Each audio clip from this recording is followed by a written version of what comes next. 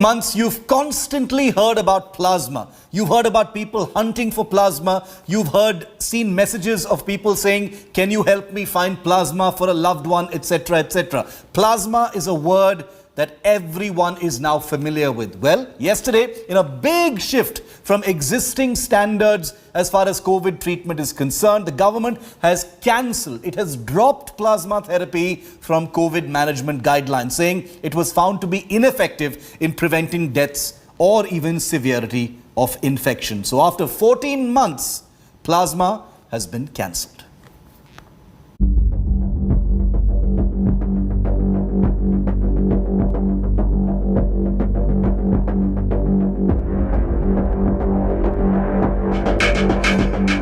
It's a full 360-degree turn on the use of convalescent plasma therapy in India. But it's not something that one didn't see coming.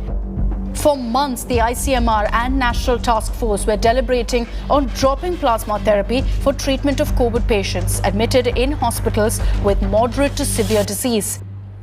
In a letter to India's principal scientific advisor, experts in public health had warned against the use of plasma therapy without any hard scientific evidence. The concern was that it raises the possibility of more virulent strains of COVID-19 due to its unregulated use. The letter was signed by Professor Gagandeep Kang and surgeon Pramesh CS, among others. All along 2020, plasma therapy worked as one of the saving arsenal in India's fight against COVID-19. But ICMR's own study last September showed that plasma therapy failed to save people who were dying from COVID-19. Convalescent plasma है जो कहते हैं plasma या फिर टॉसिजुलिमैब है. These are only under emergency use authorization और इसमें कोई strong इतना data नहीं है. India had conducted the world's largest randomized controlled trial to study the efficacy of plasma therapy.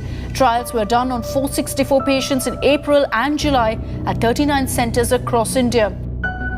Results revealed that plasma did not show any significant difference in mortality between those who got it and those who didn't. उसके जो risk ज्यादा थे और benefits जो थे वो negligible थे. तो it is a very very welcoming step और उम्मीद करता हूं कि ये जो इन्फॉर्मेशन है अब एंड यूजर्स तक, हर हॉस्पिटल तक, हर डॉक्टर्स तक जल्दी से जल्दी पहुंच सके, ताकि हम जो सफरिंग है प्लाज्मा को ऑर्गेनाइज करने के लिए जो पैसे जा रहे हैं, रिसोर्सेज, टाइम और जो गलत होप जो बन रही थी, हम उसको आगे बढ़ावा ना दें. But the indiscriminate use of plasma therapy saw state governments and civil society groups appealing to donate plasma to save lives despite any hard evidence. Several state governments came forward to create plasma banks to store plasma of recovered COVID-19 patients. Many even became plasma donors. An ugly side also emerged: black marketing of plasma for profits, which India Today also exposed. Even a Lancet study, meanwhile, has discredited the use of plasma therapy as being effective in hospitalized patients having moderate to severe symptoms of COVID-19. The clinical management guidelines in India now only have remdesivir and tocilizumab as off-label use in hospitalized patients.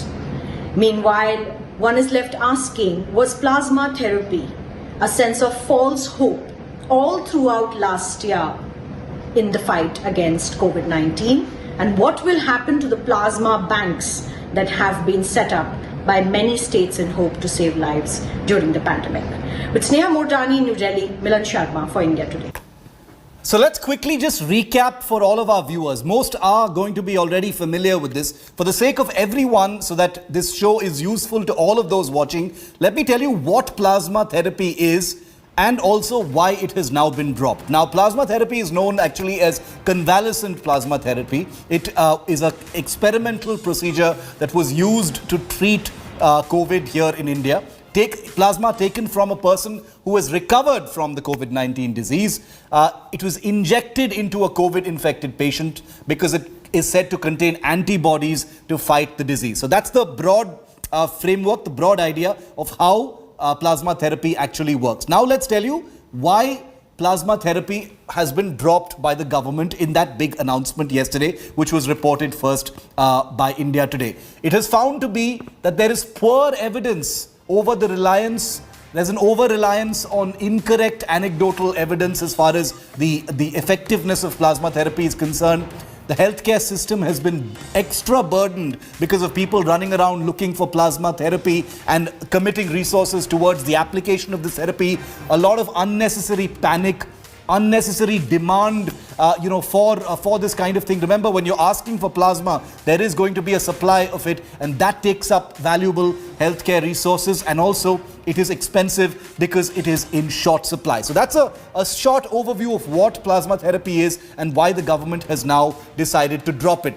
I have a panel of top doctors with me live here on 5 Live to give us a sense of why this has happened after 14 months of plasma being a sort of catchphrase, a buzzword for families across the country. We've seen it on WhatsApp groups, SOS messages on social media. Can you find me plasma? I'm not getting plasma. It's become a very familiar word, and now suddenly overnight, it's not useful anymore, says the government. Joining me live, Dr. Shubhank Singh is with the Medanta Mediclinic. Dr. Viveka Kumar, Principal Director, Cardiac Sciences at Max Healthcare. Dr. Prateek Samdani is Consultant, Internist and Intensivist COVID Expert with the Breach Candy and Bhatia Hospitals in Mumbai. Welcome to all three of you. Thank you very much for being with me. Dr. Shubhank Singh, what would you say to, patients and families out there? I want to ask this question first, sir, about why it has taken so long to get this clear-cut view on plasma. I mean, after 14 months of everybody running around for plasma,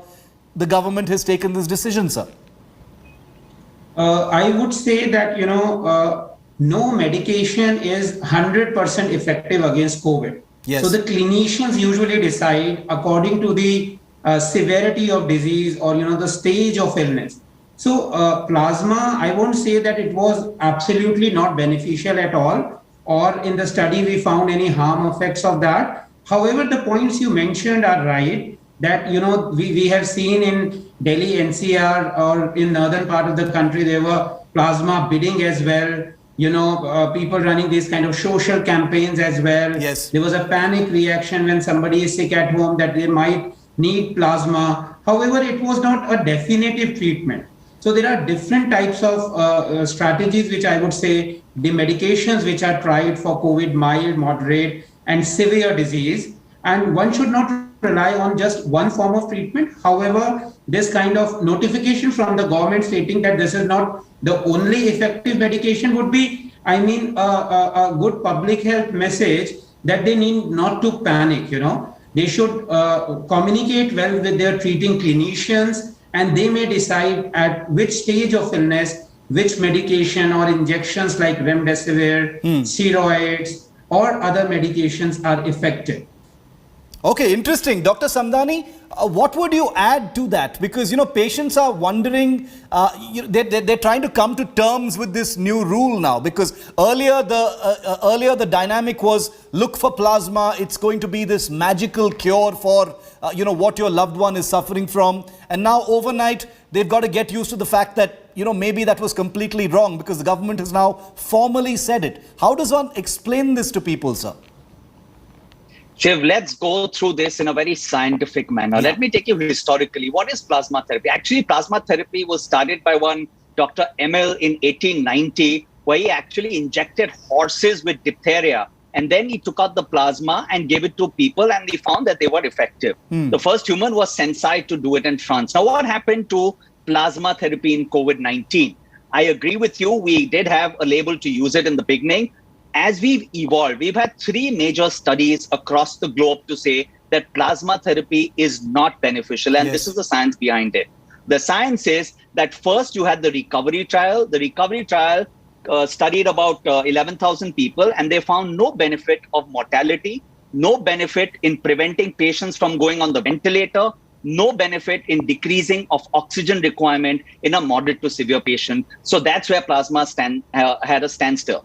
After that, we had another drug. We had another trial called the Concord trial. That was a convalescent plasma for hospital patients with COVID-19 respiratory illness. Yes. This also studied 640 people and showed no benefit. And finally, we had this REMAP-CAP trial, which is the randomized embedded multifactorial adaptive platform for COVID-19, for acquired pneumonia, in which there were COVID-19 patients. And in the 900 patients, they found there was no benefit. So thus, all in all, it's our duty to tell the viewers that I feel plasma therapy still has a limited role, a very, very limited role, but it has no role to put the patient and the family at helter-skelter, run around to go and search and beg and plead and black market it.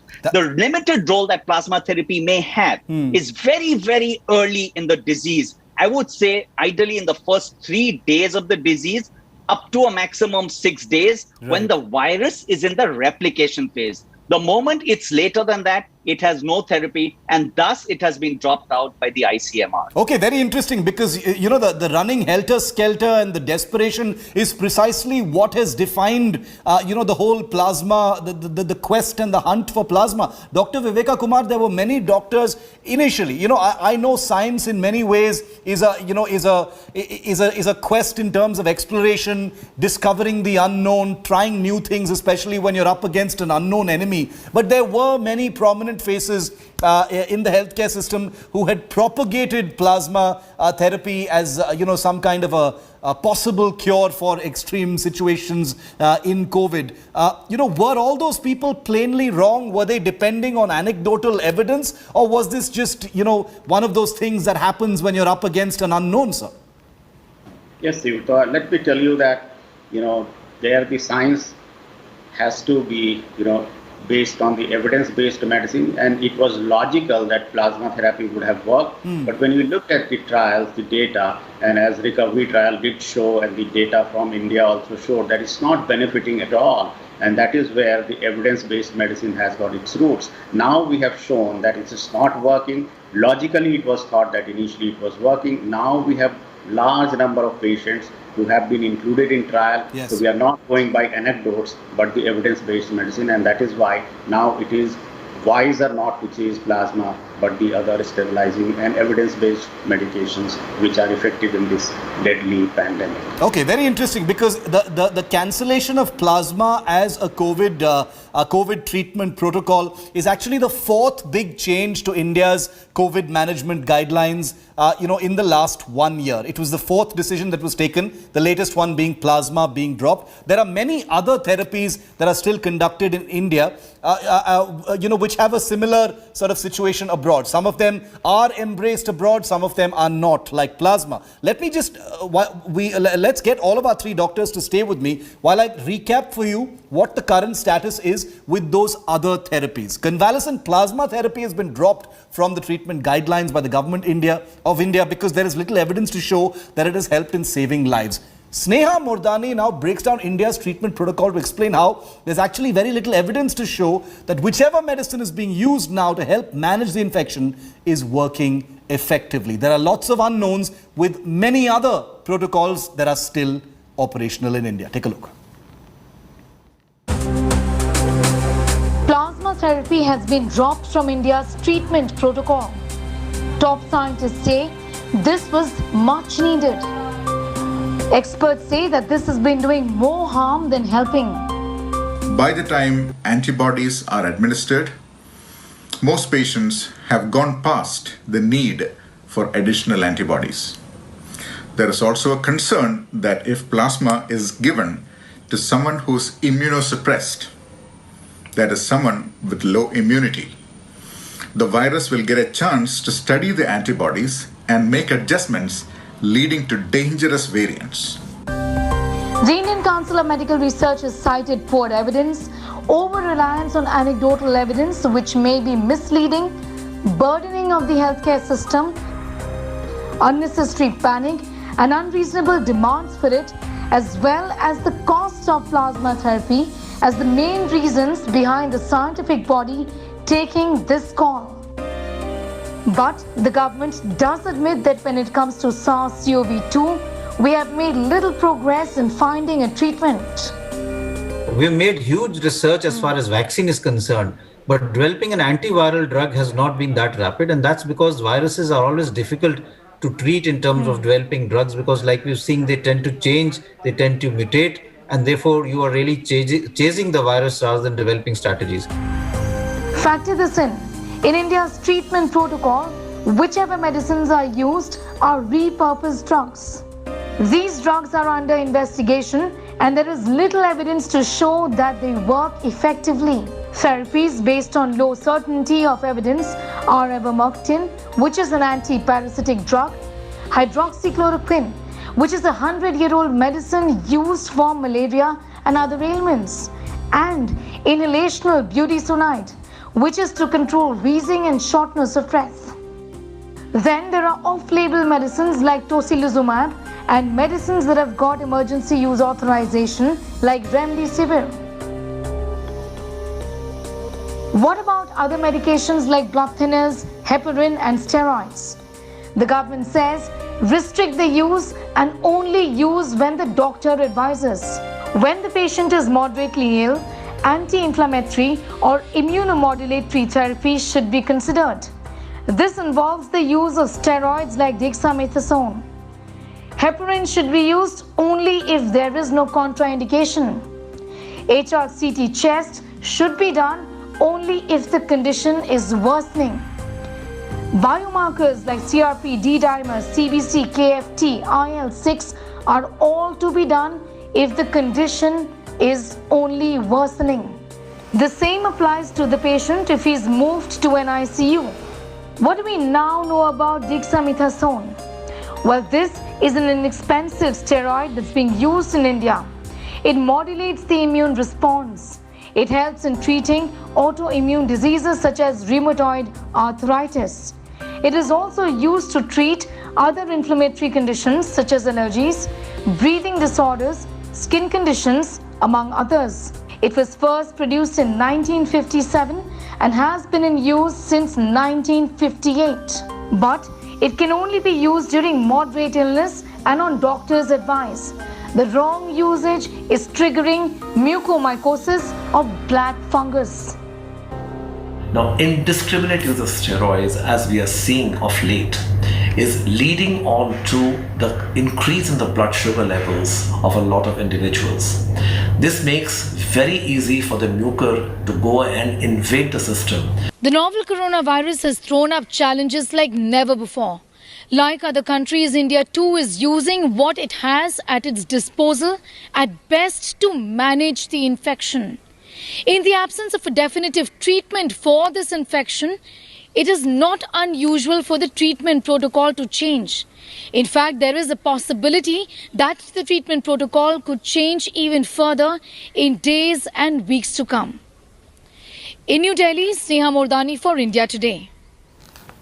Dr. Shubhang Singh, I'd like to come back to you. In the backdrop of the plasma therapy being cancelled, while COVID management can't ever be a definitive sort of exercise because we're still learning how to handle it, how does India compare with, the rest of the world, sir? Has the Indian government in some ways, and I'm not trying to play a blame game, have we been slow in, reacting to certain things that are happening, in trials or in other countries, and have been too late to effect and clarify those protocols? So first of all, we should understand the physiology, the epidemiology of this disease and, the way it is affecting millions of people across the globe. So if I talk about the Indian clinicians, they are considered one of the best on this planet. Yes. I would say any country you visit, you will find Indian doctors, Indian nurses, Indian healthcare workers. So if I talk about the data or so, this is a new disease for us. Last 14 months or 15 months only we know about this virus. And this virus is, fastly mutating.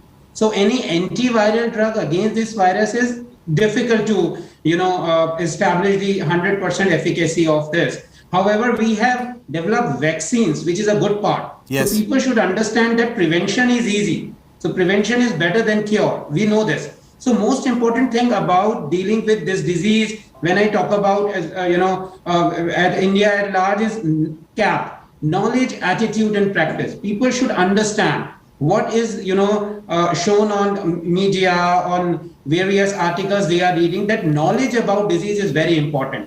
They should identify the symptoms, early diagnosis and then consult a doctor. A doctor can tell you. I have seen many patients taking cocktail of antibiotics, so many medications, which is not necessary. If you consult a doctor and doctor is monitoring you through a continuous, care program, then it becomes very good for the doctor to predict when you need blood investigations, whether you need CT scan, when you need steroids. The general public gets a panic reaction. If fever is high grade above 100, not getting controlled with paracetamol, it's a panic reaction. So always consult a doctor, and then doctor can direct you whether your illness is in the mild phase, moderate or severe. And then when you are going to the severe phase, you need hospitalization. You must have seen that 90%, 85 to 90% of the patients, they recover at home. Yes. They don't require any oxygen, injections or anything else.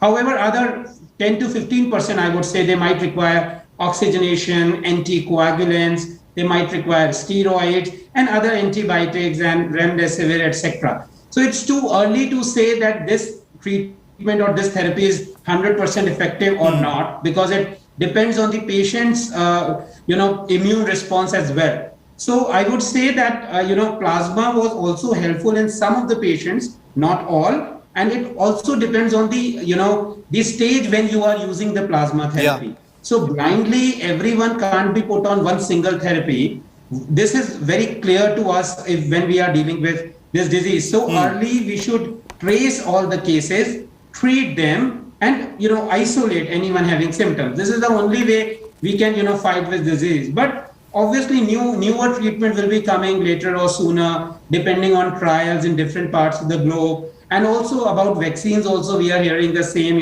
Some of the patients are getting complications after receiving even 2 doses of vaccine. So we are still learning about this disease, I would say. Right, absolutely. Dr. Samdani, plasma therapy is something that, the trials had not really thrown up anything much about. Most countries hadn't really included it in their own COVID management protocols. India, even if we were late to react, there are other protocols that India still has that are not embraced in other countries. Is there a need for faster reaction, sir, on this? Or is India doing okay as far as its COVID management protocol is concerned? The reason I'm asking is people are confused. They're going to hospitals, they're being told about ivermectin or remdesivir. We've seen the chaos that has ensued. So there is a need for clarity on these things, sir. Absolutely, Shiv. I think there's a need both in the medical fraternity and the patient population. So I think India, if you compare the rest of the world, when I speak to my colleagues all across the globe, we've got one of the best systems and probably the easiest availability in terms of getting a drug. I'm not saying in terms of, you have enough stock, but we have availability. We have remdesivir. Countries don't have remdesivir. We have easy plasma. We have tocilizumab or the lookalikes of tocilizumab.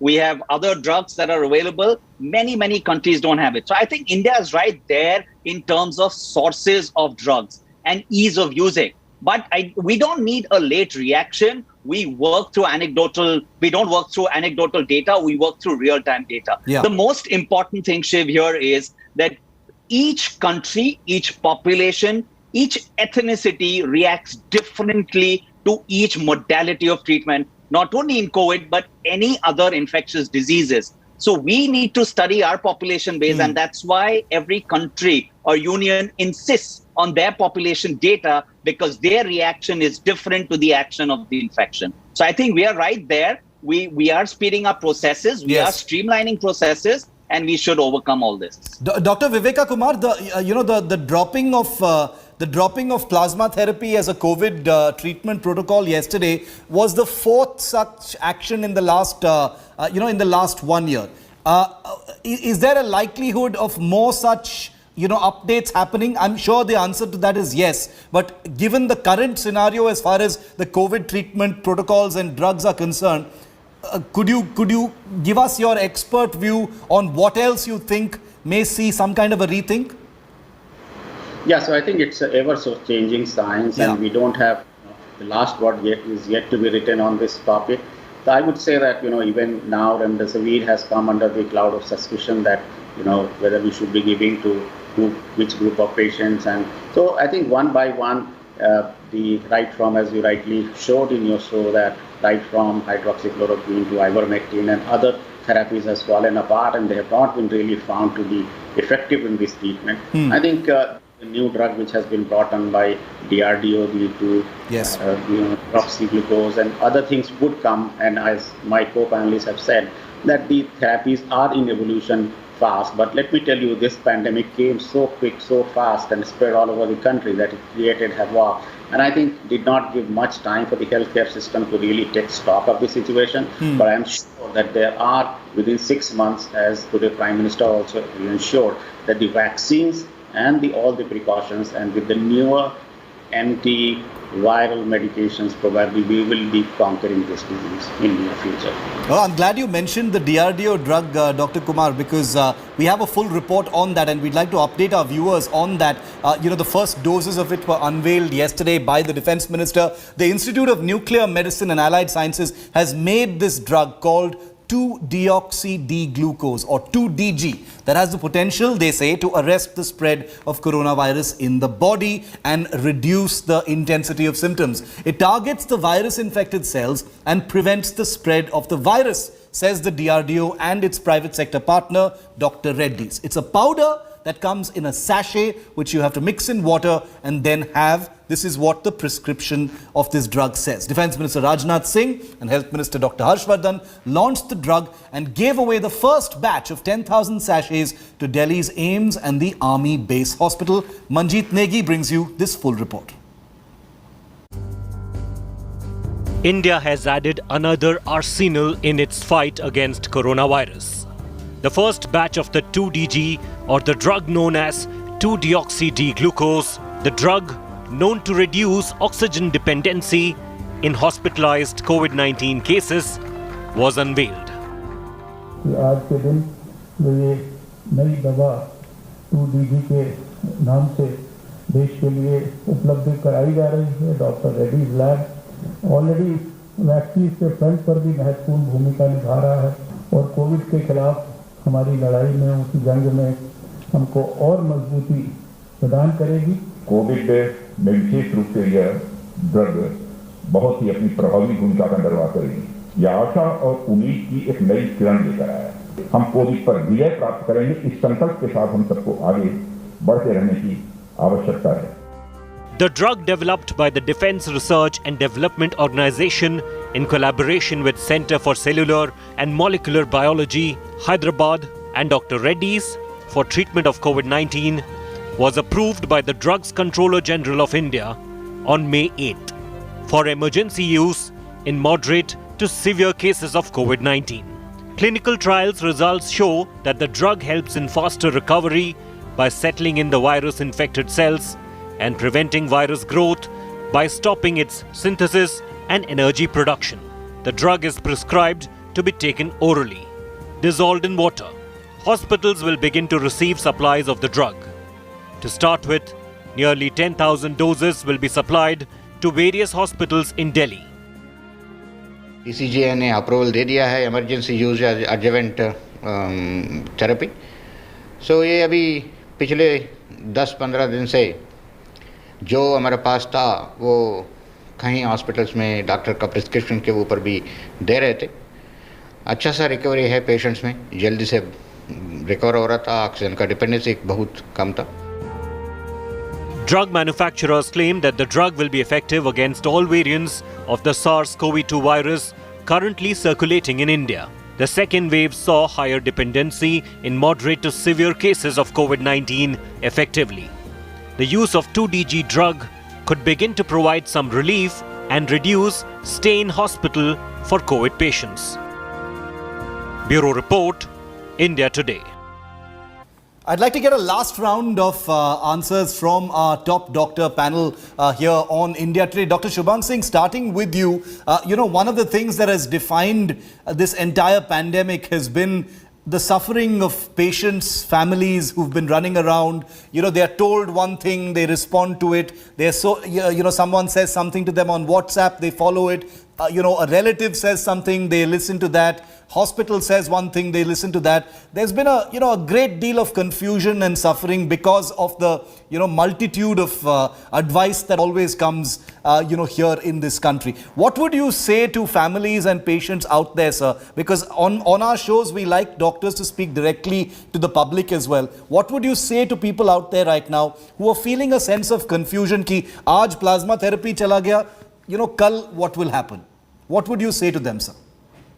I'm really, sorry to see this situation where, patients calling us, asking for the beds, ICU availability, ECMO machine availability, oxygen therapy, and they are not getting this. Even they are not getting the basic steroid medications in some rural parts of the country I'll talk about. Sometimes it's really painful as a doctor to see these kind of things happening, and last few weeks were like a big struggle for, I would say, all the doctors working in Delhi NCR region, when we received hundreds of people calling us for hospital admission, bed availability. Even our own relatives were finding it difficult to get the bed when they were desaturating. So I know condition is really difficult, but together with a positive attitude and following the evidence-based medicine, I would say we can fight with this disease. So I earlier mentioned that knowledge, attitude, and practice is very important.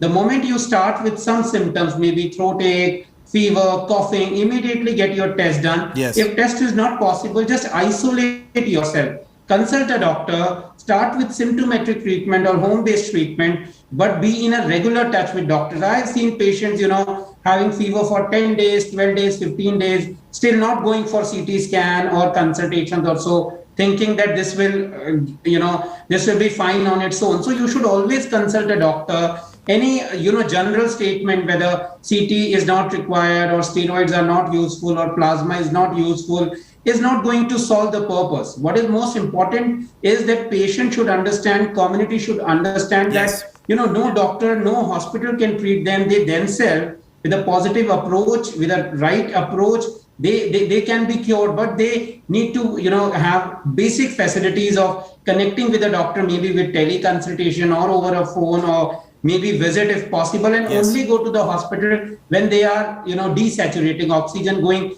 below 94, or any breathing difficulty or fever persisting. And some sort of general statements in media sometimes may cause, anxiety, some fear, psychosis. So some good channel, good media journalists are doing a very good job. Like I saw the whole story. You have mentioned about so many medications which are working. Yes. So instead of saying that plasma not working, I would say many medications, HCQS, remdesivir, steroids, anticoagulants are working, which is a good thing. So they should see the positive part that 85 to 90% will recover on its own. So don't panic, trust the system. And if you are sick, you should go to the hospital. Don't neglect the red flags. Very, very good advice. Dr. Samdani, what would you say to, a flustered, confused public about what the next plan of action needs to be? I think there is enough evidence in terms of treatment right now, and your healthcare worker and doctor will certainly guide you correctly. Let's not believe in faith and treat our loved ones with just because of someone telling us that this has worked. 80% of the patients just require nothing, just require time to go over and they recover. And just because you've given them some remedy that has probably in your mind worked, please don't go and publicize this saying this is the best remedy and this works. I would urge everyone, just be patient, listen to your medical practitioner. They are updated, they're giving you the correct advice. Don't go on non-scientific methods of treatment. And I want to tell everyone, all those who've lost their lives, it's a very, very difficult time. But there is a larger population who has recovered well. So let's not say, I'm not afraid of tomorrow, for I have seen yesterday and I love today, and let's live it by the day. Dr. Samdani, Dr. Kumar and Dr. Singh, thank you very much. That's a great note to end this discussion on. I'm out of time, but this has been extremely valuable for all of our viewers out there. I'm sure you've been able to take away some of their confusion as well. So stay well to all of you. Thank you very much for giving us your valuable time and being here with me on this show. Now, we've been talking about COVID cures. Well, how about the quackery and the myths that are surrounding the treatment of COVID? Well, we've got a report now about how some BJP netas have been coming up with bizarre theories and prescriptions suggesting that COVID can be cured through things like cow urine and Ganga Jal and things like that. Here's the very latest on that. देशी गाय का गौमूत्र अगर हम लेते हैं तो उससे हमारे स्वाइन का जो इन्फेक्शन है वो दूर होता है। कोरोना के लिए कोई औषधि नहीं लेनी पड़ रही है, ना ही मैं कोरोना ग्रस्त हूँ और ना ही ईश्वर मुझे करेगा क्योंकि मैं उस चीज का उस औषधि का उपयोग कर रही हूँ। That's the sitting MP from Bhopal, Sadhvi Pragya Singh Thakur, stating that cow urine offers protection against lung infections in COVID-19. The video of the BJP leader has gone viral on the internet, the latest such claim during the second COVID wave. The firebrand leader's totally unscientific COVID advice comes just 10 days after BJP MLA from UP, Surendra Singh, not only recommended the same thing, but even demonstrated on camera. गाय जो गाभिन न हो उस गाय का गोमूत्र लेकर के और 50 ml गोमूत्र के साथ 100 ग्राम पानी मिला दीजिए और सुबह खाली पेट यदि आपने लेने का अभ्यास डाल दिया तो मुझे पूरा विश्वास है, इस भगवान को स्मरण करके मैं कह सकता हूं कि जीवन में आपको कोरोना नहीं, कोरोना से भी बड़ी महामारी आएगी तो भी कुछ प्रभाव डालने वाली नहीं। With at least two prominent leaders prescribing cow urine as a COVID cure, take a look at this. A COVID care center set up inside a Gaushala in the Banaskantha district of Gujarat. Apart from allopathy, patients are being treated using Ayurvedic medicines made from cow milk and cow urine. In April, in the middle of Kumbh fervour, ahead of India's disastrous second wave, Uttarakhand's new chief minister made the viral claim that Ma Ganga's blessings are in flow and there should be no corona. But could he be blamed when just a year back India's Jal Shakti ministry had formally proposed to the Indian Council of Medical Research that water from river Ganga needed to be tested as a potential treatment for COVID-19? We're wondering if these prominent BJP leaders, who don't usually listen to reason when spouting unscientific COVID cure prescriptions, will at least listen to RSS chief Mohan Bhagwat. Ayurveda के नाम पर कई बातें ऐसी चलती रहती है। कोई बताने वाला व्यक्ति उसको उसका लाभ होता होगा तो हो, लेकिन सबके लिए बताने लायक वो बातें तब तक नहीं है जब तक वो इस वैज्ञानिकता के तर्क के आधार पर, लंबे अनुभव के इतिहास के आधार पर और शास्त्रों के आधार पर सही नहीं उतरती। It's more than clear that the fight against COVID will involve a battle against COVID myths at the highest levels. Bureau Report, India Today.